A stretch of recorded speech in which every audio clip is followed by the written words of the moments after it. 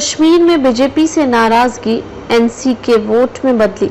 Experts बोले, जम्मू में Hindu vote का पोलराइजेशन, गुस्से के बावजूद बीजेपी को वोट दिया।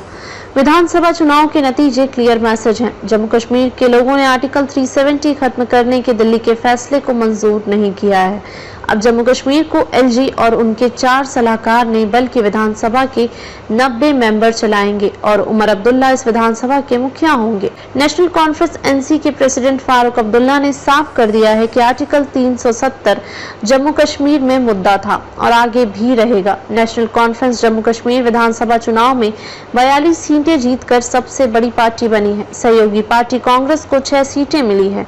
इस अलायंस के पास सरकार बनाने लायक बहुमत है। 10 साल बाद हुए विधानसभा चुनाव में नेशनल कॉन्फ्रेंस को ज्यादातर सीटें कश्मीर घाटी में मिली हैं। यही स्थिति जम्मू में बीजेपी की है, उसे यहां 29 सीटें मिली हैं। आम लोगों और एक्सपर्ट से बात की, जम्मू कश्मीर चुनाव में जबरदस्त पोलराइजेशन हुआ है। कुल 90 सीटों में से 71 सीटें नेशनल कॉन्फ्रेंस और बीजेपी के खाते में आई हैं। जम्मू में हिंदू वोटर्स ने बीजेपी को और कश्मीर में मुस्लिम वोटर्स ने नेशनल कॉन्फ्रेंस को एक तरफा वोट दिए। जम्मू में बीजेपी के खिलाफ नाराजगी थी, लेकिन वोट उसी को मिले। दूसरा, विधानसभा चुनाव में पीडीपी को सबसे ज्यादा नुकसान हुआ है। 2014 में 28 सीटें जीतने वाली पीडीपी सिर्फ 3 सीटें कुपवाड़ा, पुलवामा और त्राल की ही जीत पाई। पार्टी चीफ महबूबा मुफ्ती की बेटी इल्तिजा मुफ्ती और सीनियर लीडर महबूबा बेग चुनाव हार गए। तीसरा, लोकसभा चुनाव में उमर अब्दुल्ला को 2 लाख से ज्यादा वोटों से हराने वाले इंजीनियर राशिद का जादू नहीं चल पाया। 16 सीटों पर राशिद का असर माना जा रहा था, लेकिन उनके सिर्फ एक कैंडिडेट जीत पाए।